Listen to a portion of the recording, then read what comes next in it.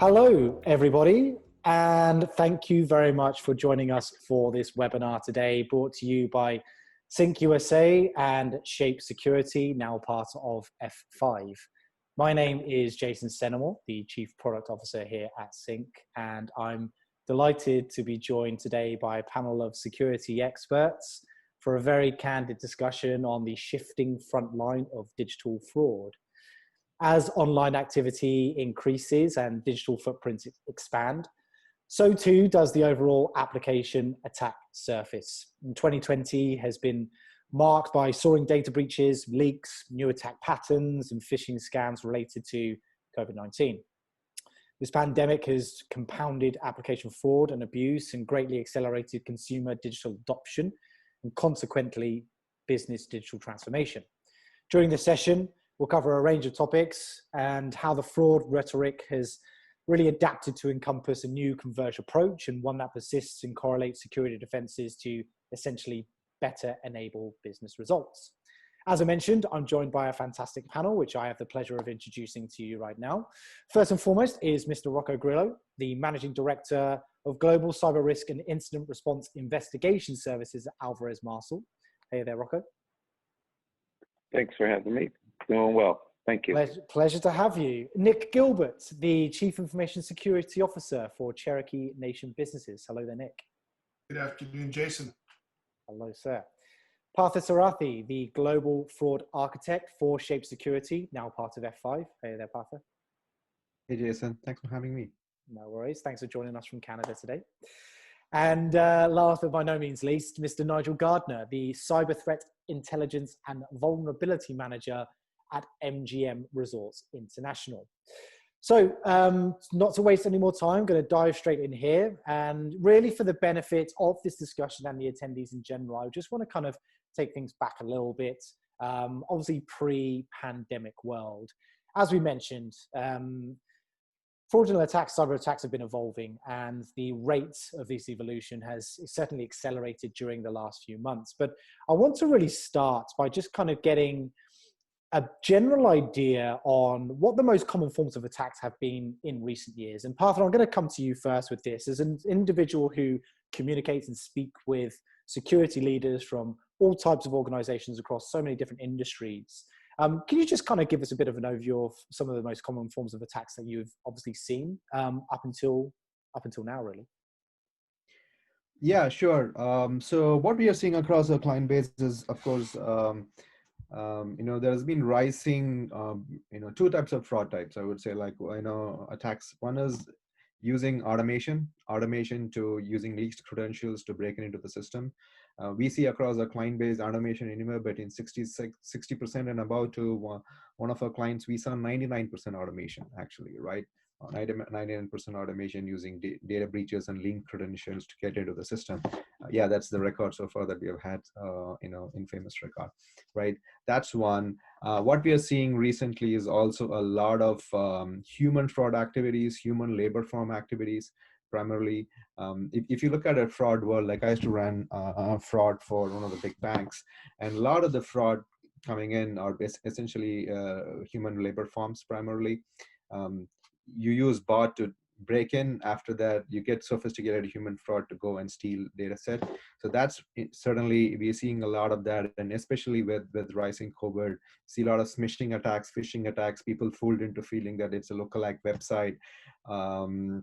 In fact, one of our client, government agency, unemployment fraud, we are seeing for the bank, a lot of fraudulent applications. These are used as a drop account so that they can, take leverage of the stimulus package. We are seeing a lot of that in recent times, and a lot of account takeover frauds, particularly, and a lot of using synthetic IDs and fraud. So that spans across a whole range of fraud types, I would say.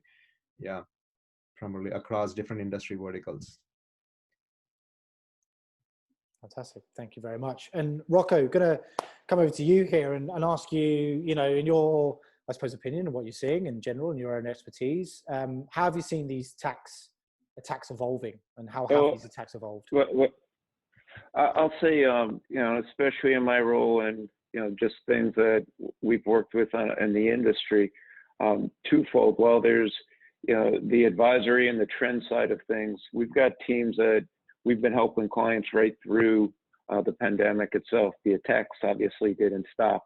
But the interesting piece is that the attacks that are most common isn't something new. We've obviously seen phishing spike. We've seen business email compromises. Partha mentioned social engineering, and that's gone back for how long?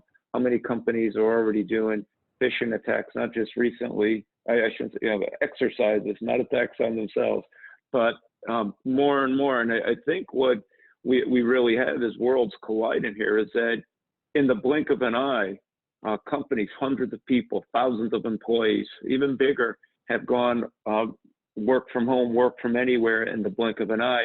And while we say a lot of these attacks, we've seen, we mentioned phishing spike and the business email attacks, ransomware. Ransomware didn't just start this past 6 to 12 months when the pandemic rolled out. It's just the idea with people being remote, there's distractions, and it's given attackers the opportunity to really exploit an Achilles heel, which we've said time in and time again. You can have all the technology, you can have all the expertise like you have on the panel here, but it really comes back to the employee. So those are some of the things that we're continuing to see. And yes, there are going to be the nation state attacks. Not to continue piggybacking off of Partha's comments, but on the fraud side of things, right out of the gate when the pandemic rolled in, how many websites were there and whether it's our employees or individuals, hey, here's whether you can get masks, whatever type of remedy to stock up on in response to the pandemic, only to find that they're either fraudulent sites or sites that are pulling you to that are laced with malware, whatever the case may be. The relief checks that were out there. Now, whether we're working with law enforcement or just victims that have fallen to that business email compromise, not something new, but right now with not just the workforce that are running the business, but accounts payable. I had one just last week where it wasn't a compromise, but kudos to this one company where their accounts payroll department called me. My name was on an invoice. They owed us X, thousands of dollars. And I was like, am I getting interrogated here? It's like, you're calling me. She's just like, just acknowledge that your company's A, B, and C, or if I have to talk to someone in your finance. And I went back and forth, and the woman she was in finance, and I told her, do you know what your invoices are for? And they were paying us for an investigation. She had no idea, but to her credit, because they had been victims over, not during the pandemic, but in the past. So that's what you like to see, because as I said before, the Achilles heel is the employee, but here's an employee, not in IT, not in security, not in fraud, but just doing her job and going above and beyond. And then she even wanted me to send her an email. I said, wait a minute, how do I know who this person is? And I had her send me an email. So, but to that end, you've got companies that are being diligent, but likewise, that's unfortunately not the norm. Definitely. Thank you so much. Nigel, I'm going to come to you next. Would really love your perspective here. Yourself and Nikk obviously roll in similar circles, being in the casino kind of world. I'd love to, for the benefit of the attendees here, Nigel, get an understanding as to the types of attacks, I suppose, that are really keeping you guys up at night right now. Obviously, we've seen the casinos opening back up in Vegas, for example, things like that. So really kind of interested to get the perspective of somebody specifically from your industry and what's been the focus pre and now post kind of pandemic. I think my colleagues alluded to this. It's the going from working on prem to working from home. So previous to this, it's focused on social engineering, and a large percent of that is going to be phishing attacks. But it's trying to get the credentials. It's trying to assume the identity of the employee, right? And I think you're seeing a lot of that when you're working from home. Sometimes it's just a different mindset as opposed to when you walk into the office and you sit at your desk. You're aware of your surroundings and the way you're behaving, as opposed to when you wake up in the morning and maybe you just kind of walk a couple of feet and you sit at your desk and you're in your home surroundings, and you may not be as attentive as you are. and with a lot of the misinformation that you're seeing, individuals may succumb to some of these social engineering attacks. So, and you also have to worry about just the geolocation overall, right? Where are your employees signing into, right? Is this the new norm? So you have to develop a baseline as to where are your employees now. For us, with not only are we in Las Vegas, but we're on the East Coast as well, right? So we have properties in New Jersey with the Borgata, right? We have Empire City, and we have just acquired new properties as well. So it becomes very challenging in the environment. It's just working closely with your peers and setting correlation rules to understand and to get that baseline. Thank you. Coming to you, Nikk, as the CISO on the session here today. So we've got a bit of an understanding here from the other folks on kind of, what areas they're paying attention to right now and where some of those challenges lie. Want to take a bit of a switch of focus to the more strategic nature of this and ask you a bit of a double barrel question. The first part of that is, where does digital fraud fit into the overall CISO enterprise strategy? And secondly, based on your knowledge and your understanding, do you find that it changes based on verticals? Is it quite vertically orientated? Absolutely. So, having worked in multiple verticals, so I've worked in manufacturing, government, military, financial services, oil and energy, and now for Cherokee Nation, which is actually fairly diversified. As I went from organization to organization, and of course, as we just discussed, fraud has somewhat evolved over the last couple of years as far as the rudimentary ways it used to be where someone would send a fake invoice and they would get paid. Now we're talking phishing, we're talking, third and fourth party risks and things like that. But ultimately, I think there are certain verticals that pay less attention. Manufacturing, for instance, doesn't really invest as much as a financial services company. And I think that's driven by regulatory requirements. Government has a lot of requirements. There's this, NIST requirement.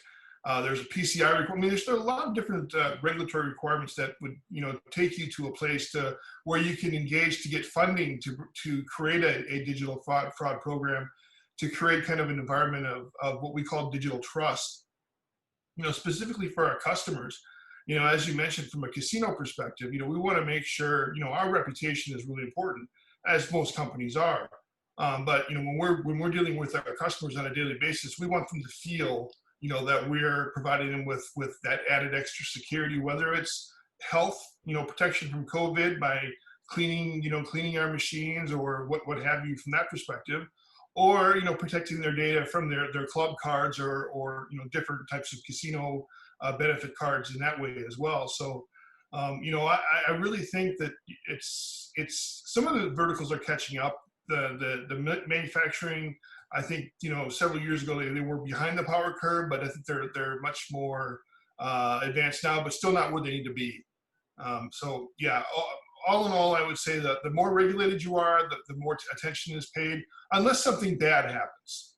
If you've got an organization, I worked for an organization overseas, and I was their very first security person. We're talking a multi-billion-dollar company with almost 100,000 people. In 2005, I was their first security hire.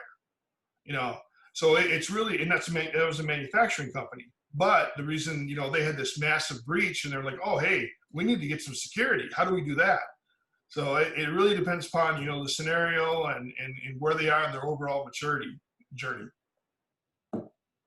Got you. And Partha, I'm going to come to you with a similar question. Obviously, again, you speak with a number of CISOs and fraud leaders from large enterprise organizations on a very regular basis. I mean, how do you see their strategy and where this fits in, and some of the, I suppose, common mistakes that organizations typically make?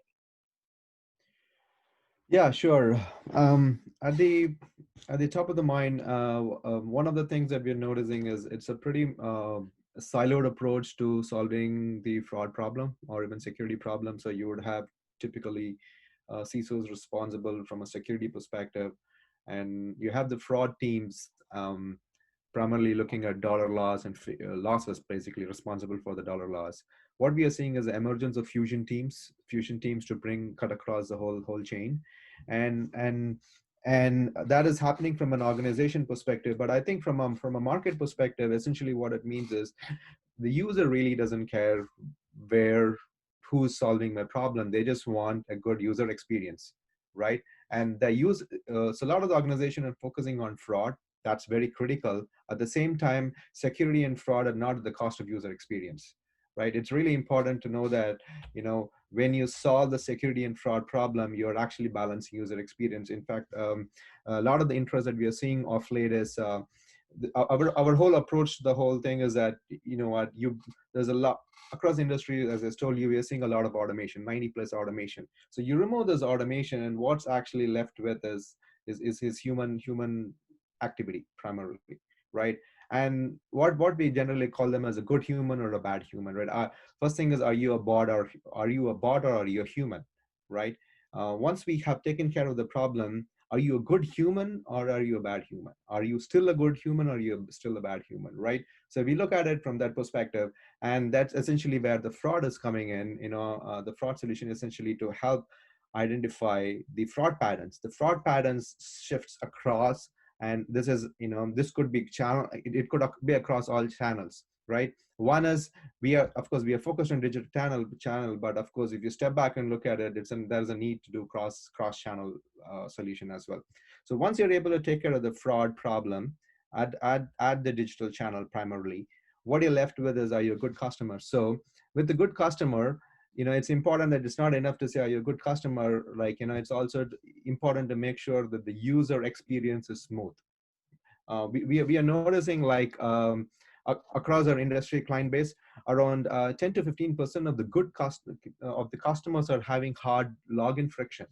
And we go back and look at the traffic data, and about 50% of them, more than 50%, 50-60% of them have logged into the organization's portal in the last 30 days or so. If you stretch back the last 60 days, you would see the percentage go up. They're good, genuine users showing good behavior, but they're having login frictions because of the password problem, right? So do they need to go through the friction? So security not at the cost of friction. So when we actually are able to, legitimize the user and remove the friction, what we are seeing is increased conversion, increased sales, increased revenue. So from a user perspective, if you see, when they log in, they want to remove friction. At the same time, the fraud problem is taken care. So it's not fraud versus friction. It is fraud need to be taken care of, and the friction also needs to be reduced for a good, genuine human. So it is an and problem, and for that, it needs to be a cross enterprise solution that work across security, fraud, marketing, and digital. So it has to cut through organization silos to kind of get to that level of mature experience that customers deserve. Thank you. I'm going to pause here for a question from the audience. So we do have a question here from a gentleman asking, are you using various products to help with security risks, AMP for endpoints, as an example? Rocco, I'm going to come to you with this, and obviously, don't necessarily need to go into details about specific products you are using, but do you take a bit more of a kind of like an approach of different technologies and combining them together like a Frankenstein, or do you create like a best of breed? Like, how does this work on your side? That's a great analogy, because again, to me, you can't solve this without products. By contrast, you can't fix it with products alone. And that's something we've spoken about from almost the end of time. Nikk, you mentioned CISO from 2005. You've seen a lot of people promise you silver bullets over the years, and the silver bullet doesn't exist. And the big piece when you get to the endpoints, that's one of the big pieces that we stressed. Again, especially in the remote world, it's people are leveraging not only endpoints within their companies, but within their personal world. And is it pulling up a personal device, pulling up an additional smartphone, home printers, things of that nature? There are solutions that are out there. I try to make it a practice of not endorsing one over the other. But when it comes to products, especially with the pandemic and looking at the human element, I think you need to look at things holistically. You can buy solutions that will address the endpoints, but I think it goes down to a number of, I don't want to call it a laundry list, but best practices from encryption, multi-factor authentication. But I think the bigger piece, if you take it up a level higher, products are good. So how many products have we seen circumvented? And to your point on this, that, do you make a Frankenstein, for lack of a better term, stealing your term there? Because if you've got a product for every issue that's out there, it's an uphill battle. I think you've got to start back with, what are we trying to address? And it's the fraud element. While there's the attacker, we said earlier, the employees, or I called it the Achilles heel. I think you need to start with the governance on it and really go with the people, process, technology, good cyber hygiene, people that are working remote, the endpoints, no doubt that's critical. But look at some companies, some employees where we were thrust into this overnight. When I say we as the industry, and kudos to a lot of companies, in a blink of an eye, they were able to land on their feet, and CIOs were bracing their hands and pats on the back, where the CISOs are like, great, now that we're fully operational like this, leveraging the cloud, leveraging personal cloud drives. Sometimes people have an urge that they need to get their work done. They're not in the office. They can't get what they need. And not to say that they're desperate, but they'll use the avenues of least resistance. And some of the pieces where companies may have their PCs disabled from being able to use Wi-Fi at home for printers. Well, and some of the things that you'll hear, people will just email that sensitive document to their Gmail account or their personal email, so they can print. And those are the things that, while there's products for endpoints, there's products for, I mentioned, multi-factor authentication. I think you got to start at the top, because there's multiple threat vectors, and making your employees more aware of the types of things that are going on, whether they're using third-party solutions, whether they're using an extra tablet, smartphone, whatever it may be. They're doing what they need to do to get to the end means and get their job done. The awareness needs to be in there of the exposures, but at the same time, are we going back and making sure, even if we use that as a stopgap to execute the task at hand, are we erasing that sensitive information that may be off of a drive? I'm not advocating by any means to go and put things onto your personal drive, but those are things that people are doing. Thank you. Opened up a bit of Pandora's box there. I've got Nigel messaging me saying, yeah, I'd love to add something to that. Nigel. Yeah, no, I agree. It's funny when you say Frankenstein, because sometimes in the end, that's what it looks like, because you find that some companies do certain things better, right? And then sometimes you'll know, maybe if I do stick with this one company, I'll have a single point of, or just a single pane of glass where, okay, maybe I don't, maybe this product will do 80% of what this other product does, but I can have more integrations, and I'm not jumping in the different portals to look at different alerts and to do my investigation. So because that becomes very, very time consuming, and if we're humans, we're there is that element of missing something. So that's where automation really comes into play, and looking how your different security tools can integrate and complement one another.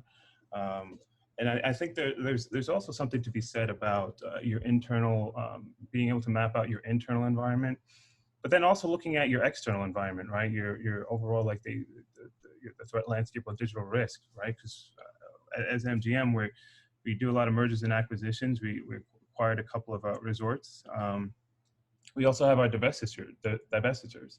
So what's the residual risk there, right? Are we taking on legacy systems that we don't know about? Are there websites that are out there that maybe the development team inadvertently exposed to the internet, which shouldn't be? And you have to worry about that stuff, and you have to look for that stuff. When you have a developer that is coding for a new application, right? Are they adhering to that? Are they are they merging their personal account with their corporate account? And you can put a lot of things in place, but humans do find a way, to circumvent security inadvertently. And so you have to keep that in mind. So it's definitely a holistic approach. Yeah, thanks for that. Actually, I just understood. So catching on this holistic approach and how different products are there, right?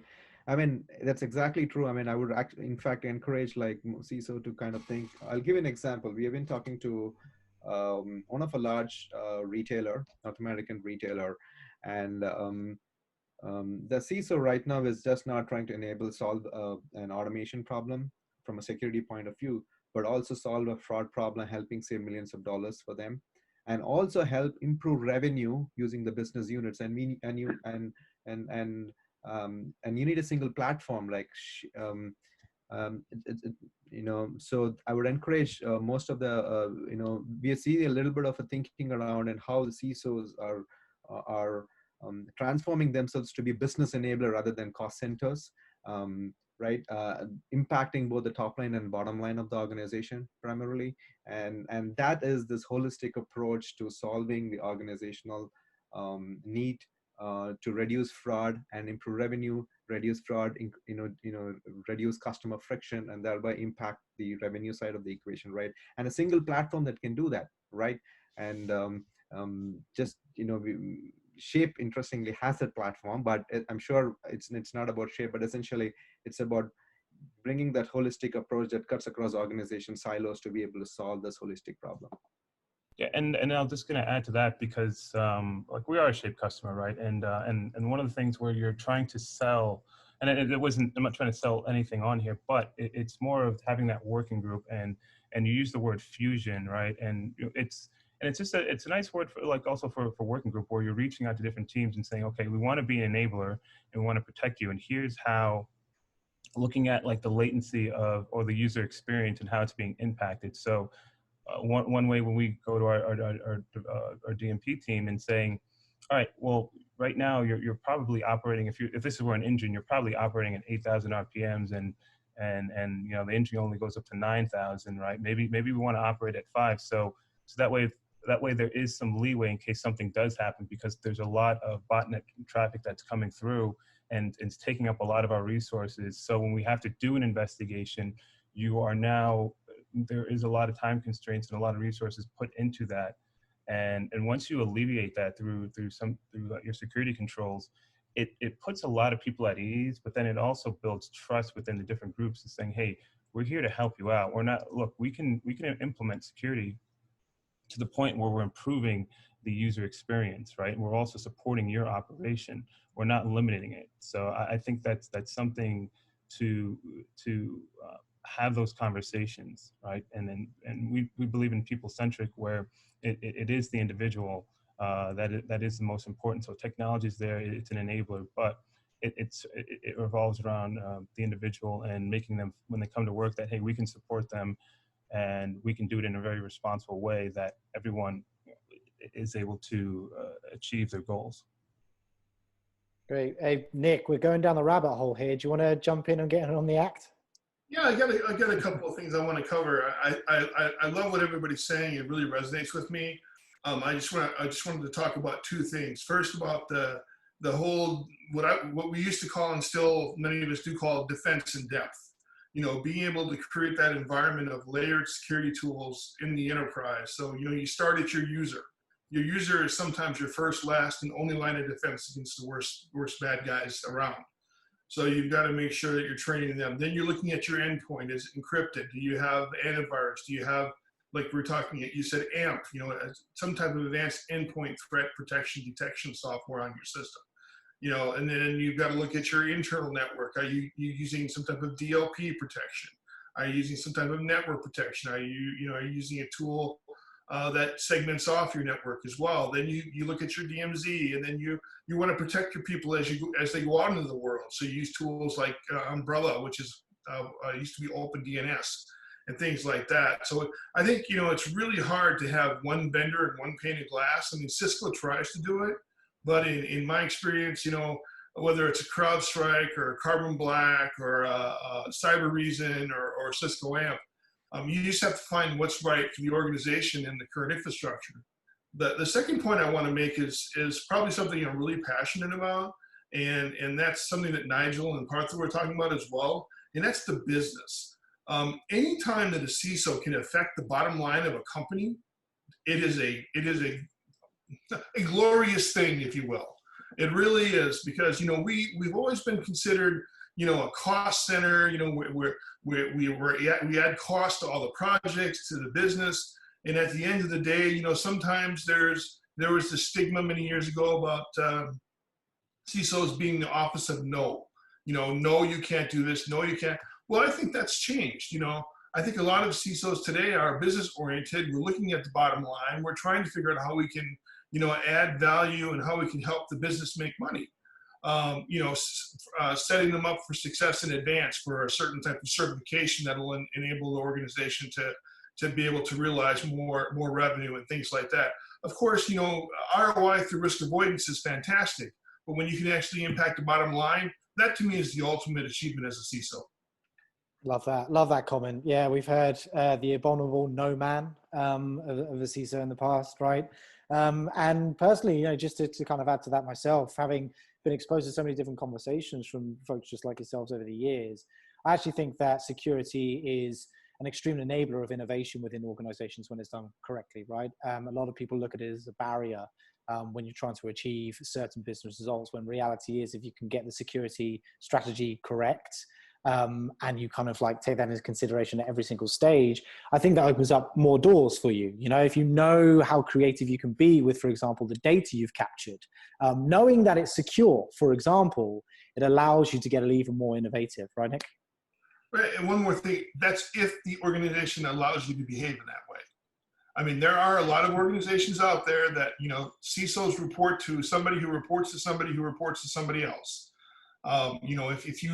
If you've got, if you're at the right layer of the organization, I think it can be really impactful from a bottom line perspective. So you have to take everything in context, right? I mean, I don't want to sit here and sound like, every organization I've ever been in has been absolutely perfect, and I've been a money-making machine. But if you look at a mature organization, you look at an organization that really understands the value of its CISO and understands the overall, enterprise risk that we can help, identify and mitigate. I think that's when you get that synergy. So I just wanted to clarify that point for the audience. Of course. Great point from Nikk. Actually, I just wanted to add, that's what a great point from Nikk. That's what we are seeing. For example, I can give you two examples here. The example that I gave you where the CISO is actually becoming a business enabler, reducing the fraud loss on the bottom line and also helping increase revenue. That was where the organization allowed it. But we are seeing also on the banking side, right? The CISOs have a very a particular approach, and the fraud losses is managed by another team, particularly on the fraud side, and the revenue is kind of goes to the marketing and the digital experience side of things. So they're each of them responsible. But so it may not be CISO's mandate in a banking context, depends on the bank to bank, but generally that's our observation. But CISOs in those contexts can be an influencer, an enabler, versus in another example with the retailer, the CISO can be the one who takes charge, and like we are in this example, what we are seeing, the CISO is taking charge and becoming a business enabler, and the organization's culture allows them to do that. Some cultures may not be just because of the complexity of the business, but it's still an opportunity to cross collaborate. End of the day, it's about breaking down the silos. Thank you. We're coming to the end here, guys, and so we're going to start kind of wrapping up some thoughts. Rocco, I'm going to come to you first and foremost. Should you wish to add anything to what Partha and Nikk have just been saying here? So first and foremost that. Secondly, the follow-up question to that is going to be, we've heard about how security can enable a business. That's ultimately what we're trying to understand here. How do we better enable the business? That's what security is doing, right? It's protecting information, for example, to enable better business results. There has been situations where CISOs or the head of security have sat quite lower down in the organizational chart in some instances in terms of reporting structure. And there's been a lot of flag waving from security world over the past few years for organizations to put a heightened focus on security and have those chief information security officers in place to set that strategy.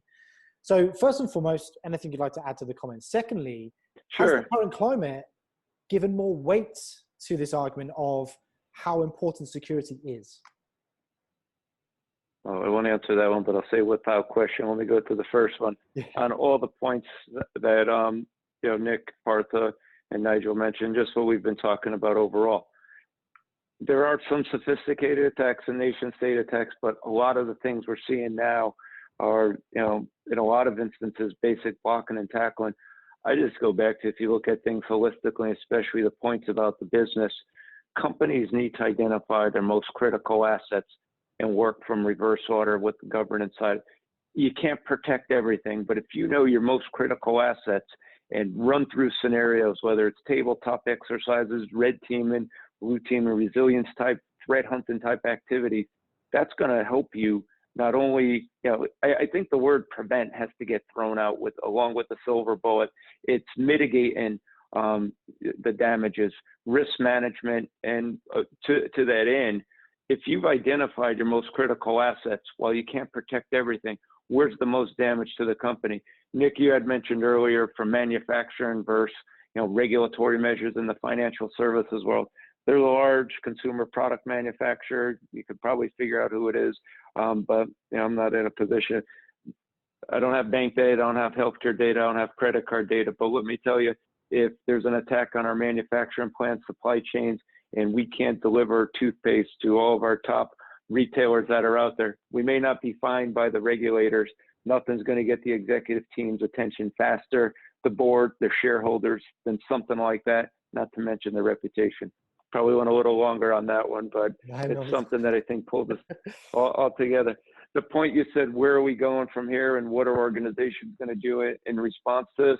Oh, I think you almost have to take this from a positive standpoint. Not that you can take cyber attacks in a positive light sometimes at any angle, but I think, if anything, this whole work from home, work from anywhere forced companies to show that, the virtual workforce.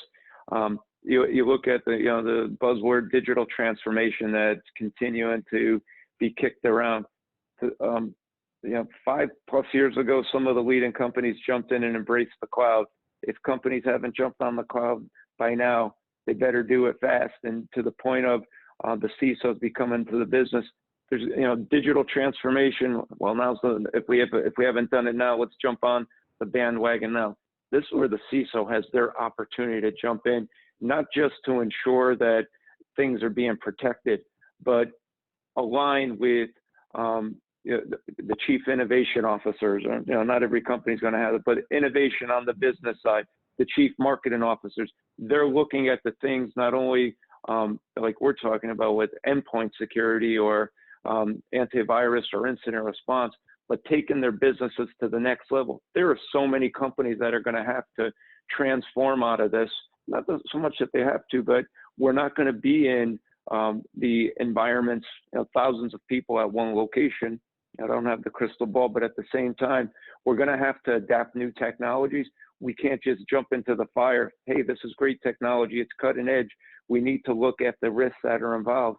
I throw one closing thought on it. It's technology is like fire. Fire is good if you manage it. At the same time, if you don't manage it, what happens with fire. It can be, chaos, catastrophic, and the same can be said. Put all of our technology in the cloud. You can outsource the function, but who owns the risk if there's a breakdown. Apologies if I went a little longer there. Not at all. Excellent point. Thank you very much. And we are out of time there, but I want to come to you, Partha, for the final comment here. I just wanted to add something. Of course, yes. By all means, Nigel. Yes, please. It's about building partnerships, and I think, and I'll try and make this very short, but if and this is why I really think threat intelligence really is an enabler, like a force multiplier, because we operate on something that is called the intelligence life cycle, right? And it starts with an intelligence requirement or a priority intelligence requirement. It's answering a question that a decision maker wants to know, right? And so it helps drive your process. It helps drive your resources to collect and provide information to the various stakeholders within your organization, so it enables them to make better decisions, right? You're spending the time on the collection and the analysis, the curation, and dissemination, and the feedback. And the feedback is key, because it's saying, hey, if we're working on working on this product or working towards this goal, and it's not helping you in making better business decisions or improving the customer experience, then you'd have to relook at and reprioritize what you're actually doing. So I just wanted to throw that in there. Greatly appreciate it. So guys, been a fantastic discussion. As I mentioned, Partha, I'm going to come to you with the final question here. And again, I suppose just speaking from the mindset of a fraud leader, expert working for an organization that helps plenty of companies in this particular space, what's the one piece of advice, if you had to think about it, that you would be giving to every single CISO right now if you're sat in front of them having a conversation? And two, just to give you the opportunity, how is Shape, obviously now part of F5, well positioned to help? Yeah, sure. I think a lot of them have covered this. Essentially, one is security is not equal to friction. Number one, right? And I would go on to say security can actually be an innovator, business enabler, and help drive. With the intelligence of the customer user interaction, you can actually help reduce customer friction and increase revenue. You can identify fraudsters in parallel and also reduce fraud losses. There's an opportunity for CISOs to try to impact both the top line and bottom line. There is an opportunity, and that's essentially these two things is what I would suggest, and Shape can actually help in both this direction primarily. Yeah. Fantastic. Well, guys, we could have kept going. Thank you so much for your participation and insight and guidance today. Greatly appreciated, and hopefully the attendees found that extremely valuable. Thank you to everyone for joining us for this discussion. Really appreciate you taking the time out of your busy schedules to hear our panelists speak. If anyone does have any questions for any of our panelists, please do feel free to find them on LinkedIn and reach out. I'm sure they'd be more than happy to help with any direct questions that you may have. If anyone has any questions for the folks over at Shape, now part of F5, please feel free to reach out to Partha or any of the individuals there. Until next time, until the next SINC webinar, please, everyone, stay safe, stay healthy, stay secure, and we'll be seeing you at another session very, very soon. Thanks all. Thank you. Thanks everyone. Thank you. Thanks guys. All the best.